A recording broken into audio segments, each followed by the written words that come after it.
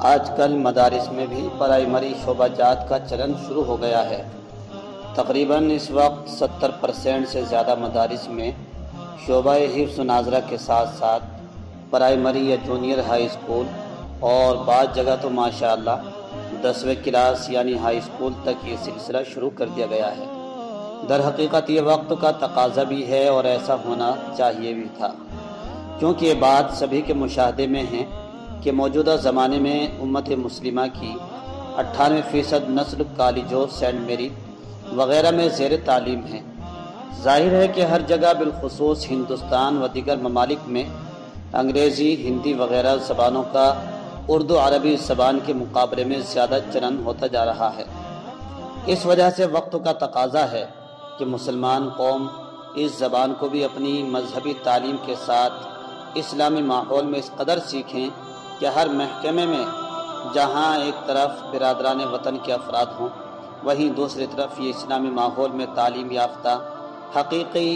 انسانیت سے آراستہ، انسانیت کے سچے خادم، آشتی و مسالمت، محبت و صلح کے خوگر بن کر ملک کو آسمان ترقی پر پہنچا دینے کے جذبات رکھتے ہوں اور صحیح العقیدہ خادم قوم ملت اسلام کی ترویج اپنے کردار، کریکٹر، حسن اخلاق سے پیش کرتے ہوئے نظر آئیں۔ نیز یہ بات بھی سبھی کے علم میں ہے کہ جن تعلیمات کا وحی الہی سے تعلق ہے اس کی تبدیلی پر نہ ہم قادر ہیں، نہ ہمیں حق ہے اور نہ کوئی ضرورت ہے۔ باقی جو فنون یا کتابیں قرآن کے خادم کی حیثیت سے زیر تعلیم آتی ہیں وہ زمانہ اور احوال کے لحاظ سے بدل سکتی ہیں۔ قرآن چونکہ ہر زمانے میں ایک رہا لیکن اس کی تفہیمات کا انداز بدلتا رہا ہے۔ مثلاً جس دور میں فلسفے کا زور ہوا تو قرآن کو فلسفیانہ رنگ میں سمجھا گیا، جس دور میں تصوف کا زور ہوا تو قرآن کو صوفیانہ رنگ میں سمجھا گیا۔ آج سائنس کا دور ہے تو قرآن حکیم سائنسی رنگ میں تجلی کرے گا۔ اس ساری حقیقت بطور خلاصہ اس طرح کہا جا سکتا ہے، مسائل پرانے ہوں، دلائل نئے ہوں۔ محترم سامعین محترم، ہمارا مقصد فطری مسائل کو جدید آلات سے مسلح کر کے عام کرنا ہے، یعنی اپنے مخاطب کی زبان میں اپنے گھر اسلام کی تعلیمات ان کے سامنے پیش کرنی ہیں، اور اب انبیاء علیہم السلام جو کہ روئے زمین پر اللہ عز و جل کے اولین خلفاء میں سے ہیں، ان کی بعثت کی غرض و غایت قرآن اور زبان رسالت مآب صلی اللہ علیہ وسلم نے جو بیان کی ہے اس پر عمل کرنا ہے۔ ہم بطور اپنی اصلاح کے اجمالی طور پر پیش کر رہے ہیں هو الذی بعث فی الامیین رسولا منہم یتلو علیہم آیاتہ ویزکیہم ویعلمہم الکتاب والحکمہ وَإِن كَانُوا مِن قَبْلُ لَفِي ضَلَالٍ مُبِينٍ۔ وہی ہے جس نے ناخواندہ لوگوں میں انہی میں سے ایک پیغمبر بھیجا جو ان کو اللہ کی آیتیں پڑھ پڑھ کر سناتے ہیں اور ان کو پاک کرتے ہیں اور ان کو کتاب اور دانش مندی سکھاتے ہیں، اور یہ لوگ پہلے سے کھلی گمراہی میں تھے۔ اس آیت میں امت کی اصلاح کے 3 بنیادی اصول مذکور ہیں: تعلیم احکام، تہذیب اخلاق، تنظیم اعمال۔ تعلیم احکام جس کے معنی تمام احکام کو پیش کر دینے اور سکھلا دینے کے ہیں، جس پر امت کے علم و فکر کی تکمیل و ترقی موقوف ہے۔ سردار انبیاء علیہم السلام نے اپنی بعثت کی غرض کو بیان کرتے ہوئے اس کو اس طرح ارشاد فرمایا: انما بعثت معلما، بے شک میں معلم بنا کر بھیجا گیا ہوں۔ دوسری تہذیب اخلاق جس کے معنی دلوں کی کلی درست کر دینے کے ہیں، تمام باطنی کیفیات اور مقامات کو سامنے لا کر جن پر قلوب کی استقامت موقوف ہے درست کیا جائے۔ اس بات کو آپ صلی اللہ علیہ وسلم نے ان الفاظ میں ظاہر فرمایا: بعثت لأتمم مکارم الاخلاق،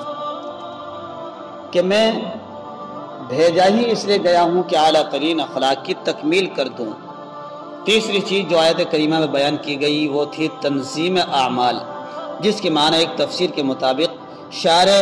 آپ صلی اللہ علیہ وسلم کی مجموعی زندگی اسوہ حسنہ امت کے سامنے لے آنے کے ہیں، یعنی جو ہر نوع کی حکمت عملی، تہذیبی، تمدنی، مدنی، اقتصادی، سیاسی اور صنعتی وغیرہ افعال کے فطری اصول پر مشتمل ہے، جس کے مجموعے پر امت کی زندگی کی تنظیم موقوف ہے، اور اسی مجموعے کا نام شریعت ہے۔ بعثت بالحنفیۃ السمحہ،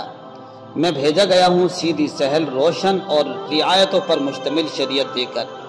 حضرت والا صاحب عقل و فہم، مخلص و مشیر و ہم نوا کی گفتگو سن کر اور پیارے نبی صلی اللہ علیہ وسلم کی بعثت کے پیش نظر نیز ملک اور دور حاضر کو سامنے رکھتے ہوئے مدارس میں شعبہ پرائمری کے داخل کرنے کی ضرورت ہے، تاکہ ہمارے معصوم بچے اور نوجوان زہر آلود ماحول سے نکل کر ایسے ماحول میں اپنی علمی و فنی پیاس بجھا سکیں جہاں کا ماحول اسلامی ماحول ہو۔ ایسا ماحول صرف چند اقدامات سے وجود پذیر ہو سکتا ہے، جس کے متعلق ہمارے سامنے چند اہداف ہیں جن کو ہم بطور مشورہ آپ حضرات کے گوش گزار کرنا چاہتے ہیں، تاکہ بہ اطمینان ان پر غور و خوض کر کے کوئی احسن لائے عمل وجود میں آ سکے۔ اور یہ بات میں تحدیث بن نیمہ کے طور پر کہنا چاہتا ہوں، جتنی اچھی عمدہ منظم طریقے پر ہم حفظ ناظرہ اور پرائمری کا نظام تعلیم مرتب کر سکتے ہیں، کسی دوسرے شعبے والوں کی بس کی بات نہیں۔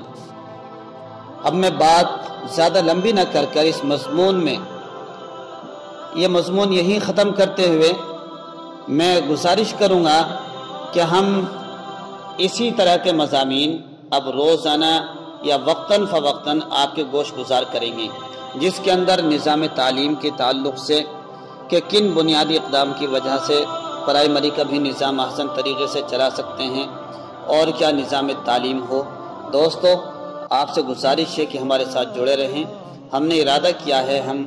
آپ کو حفظ ناظرہ اور پرائمری کا نظام تعلیم، نصاب تعلیم، طریقہ تعلیم اور تربیتی نظام، لباس وغیرہ کا نصب، رجسٹروں کی خانہ پوری کیسے ہو، کن کن قسم کے رجسٹروں کی ضرورت ہوگی، نقشہ جات کی ترتیب کیسے ہو، یہ سب چیزیں ہم آپ کو بتائیں گے۔ آخر میں گزارش ہے کہ ویڈیو پسند آئے تو لائک اور شیئر ضرور کریں۔ بنیت ثواب و ارادہ خیر خواہی دیگر ذمہ داران مدارس، اہل کمیٹی کو بھی ضرور بتائیں تاکہ وہ بھی فائدہ اٹھا سکیں۔ ہم آپ کے پاس سیریل وائز اور یہ